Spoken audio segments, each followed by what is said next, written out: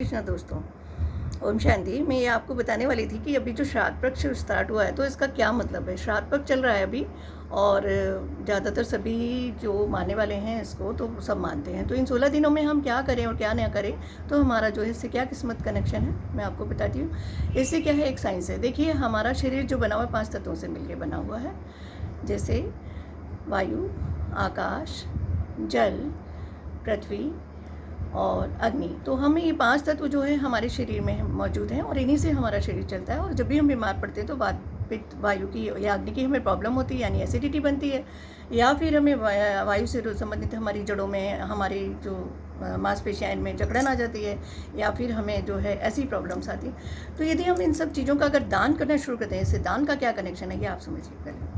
दान का कनेक्शन ये है कि जैसे हमें जो है कम से कम 10 तरह का दान इन दिनों में करना चाहिए। और हमारे कौन कौन से किस किस को करना चाहिए, देखिए, गरीबों को तो आप सभी करते हैं और गरीबों को ही करना है इस समय भी। अगर एक पंडित है वो बहुत गरीब है तो उसको भी आप कर सकते हैं और करिए, ठीक है ना, ये अच्छी बात है। तो लेकिन आपको क्या करना है कि जैसे सुबह सुबह उठ करके, गाय है सबसे ज़्यादा पूजनीय है, गाय को आप मानते हैं, सभी उसमें मानते हैं कि हमारे जो 33 कोटि की यानी कि प्रकार के देवता हैं वो सब उसमें मौजूद है।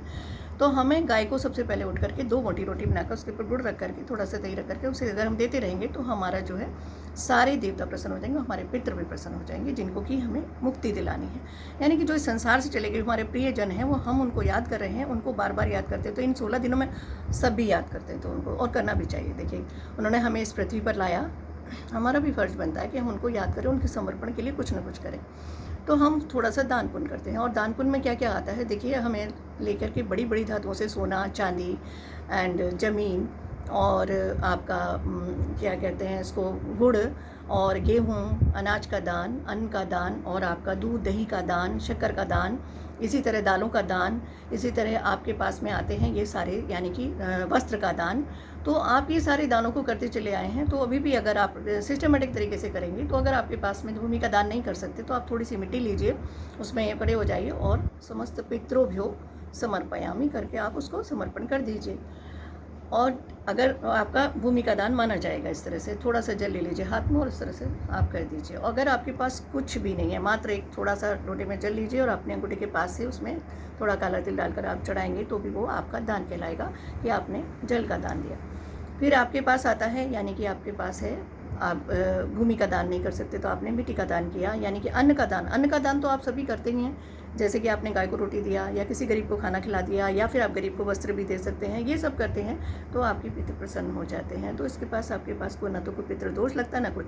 एक्चुअली पितृदोष है क्या, राहु की दशा है, वो हम उसको इस तरह से कर देते हैं कि वो आपके पास जो है आ जाती है और आपके कष्ट देती है। आपको तो कष्ट ना मिले इसलिए हम ऐसा करते रहते हैं और उनको भी याद करते हैं। अगर आपके घर में उनकी तस्वीर है तो उस पर एक माला चढ़ाइए अच्छी सी फूलों की, और उनको प्रणाम कीजिए, एक धूपबत्ती वगैरह अगरबत्ती लगाइए। देखिए, डेली में अगर आप ऐसा करते तो कोई बुराई नहीं है। फिर उनको प्रणाम करके आप अपना काम को शुरू करते हैं तो भी कोई बुरी बात नहीं है। और साथ ही साथ इन दिनों में अगर आप ऐसा करते हैं, इन 16 दिनों में, तो आपको बहुत अच्छा लगेगा और उनको भी अच्छा लगेगा जिनके लिए आप कर रहे हैं, उनके नाम से कर रहे हैं। इसी तरह आपको पानी का दान देना चाहिए। कहीं भी आप किसी में, जैसे जहाँ पानी उपलब्ध नहीं है वहाँ आप टैप लगवा सकते हैं, आप इस तरह से वाटर टैंक बनवा सकते हैं, आप वहाँ जाकर के पानी की व्यवस्था कर सकते हैं, आप वहाँ पर जाके प्याऊ खोल सकते हैं। बहुत सारी चीज़ें जो आप पानी का दान कर सकते हैं, तो इस तरह से आप पानी का दान कर दीजिए। फिर रहा सोने का, अगर सोना बहुत महंगा है इसलिए आप नहीं दे सकते हैं तो कोई बात नहीं, मन में आप कल संकल्प कीजिए कि मैंने सोना दान किया। इस तरह से करके आपको जो है सोने की कोई बहुत छोटी से छोटी, यानी कि जो वस्तु है वो भी आप दान कर सकते हैं, तो वो भी आपका सोने का दान। चांदी के दान में आता है, आपका एक चांदी का छोटा सिक्का ले दीजिए, कुछ भी ले सकते हैं आप, उसको दान कर सकते हैं, तो आपका चांदी का दान कहलाएगा। इस तरह से आपने जो है कोई भी संकल्प करके चीज़ करी है, यानी कि उसकी जगह पे आप सफ़ेद चीज़ का दान भी कर सकते हैं। जैसे कि आजकल जितनी सारी धातुएं चल रही हैं वो भी सफ़ेद होती हैं, तो अगर चांदी नहीं दे सकते तो कम से कम एक सफ़ेद वस्तु कोई भी लेकर के आप दान कर सकते हैं। इस तरह से अगर आप करते रहेंगे दोस्तों, तो आपके जीवन में कठिनाइयाँ नहीं आएंगी, आपके सारे के सारे काम बनते चलेंगे। यदि जॉब का काम है आपका, वो तुरंत बन जाएगा, बच्चे की जॉब का है वो बन जाएगा, किसी की शादी रुकी हुई वो हो जाएगी, किसी का डिवोर्स चल रहा है, ऐसा कोई आपके संकट आने वाला नहीं कि उसका डिवोर्स हो जाए। और या अगर आप चाहते हैं कि उसे डिवोर्स हो जाए तो वो आपका संपन्न हो जाएगा। इस तरह से आपके काम जो है बनते चले जाते हैं, क्योंकि अगर हम इस तरह माँ को मानते हैं, यानी गाय माता को, उसको दान करते हैं। और इसके बाद में हम जो है, एक कुत्ता आता है, जो कुत्ते के पास में भी कोई इस तरह साधन नहीं होता, जो कुत्ता है, जो पशु में आता है, कौवा है, उसको भी हम इन्हीं दिनों बुला करके देते हैं। अगर 10 बार आप गाँव बुलाएंगे इस तरह छत पर जा करके, उसके लिए में थोड़ा सा कनका निकाल कर डालेंगे तो वो आपका भोजन ग्रहण कर लेगा। तो इस तरह से पितरों को कहते हैं, उसके रूप में भी आपको मोक्ष मिलता है, शांति मिलती है, पितरों को मोक्ष मिलता है। इसी तरह से आपको एक, क्योंकि आपके ये 3 हो गए, 5 होते हैं। इस तरह से आपने किया गाय को, आपने कुत्ते को किया, 2 पशु में आते हैं। पक्षी में आपके आ गए ये कौवा और चील होते हैं। दूसरा आपके पास में आते हैं आपका कुत्ता हो गया, अगर ब्लैक मिलता तो बहुत अच्छा हो गया, और नहीं है तो कोई दूसरे को भी आप दे सकते हैं। और चींटियाँ हो गई, चींटियों को चराएँ आप, थोड़ा सा बना करके, थोड़ा सा आटा ले लें, उसमें आपको जो शक्कर मिलाना और उसको डाल दीजिए।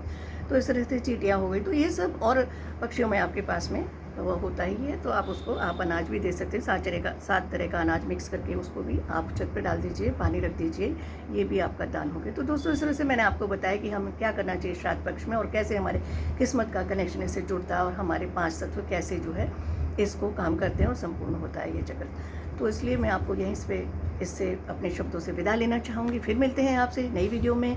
तो प्लीज़, अगर आप नए हैं तो सब्सक्राइब कीजिए, अगर आप कर चुके हैं तो थैंक यू, और मेरा पूरा वीडियो देखिए। आप इसे मेरे एस्ट्रोवाणी पेज पर जाइए, मेरा पेज लाइक कीजिए, अगर कर दिया है तो थैंक्स अगेन। और आप अपनी दोस्तों को शेयर करते रहिए, मेरे वीडियोस को भी, मेरे पेज को भी। इस तरह से मुझे अपना प्यार, अपना दुलार, अपना सम्मान सब कुछ देते रहिए। नमस्कार।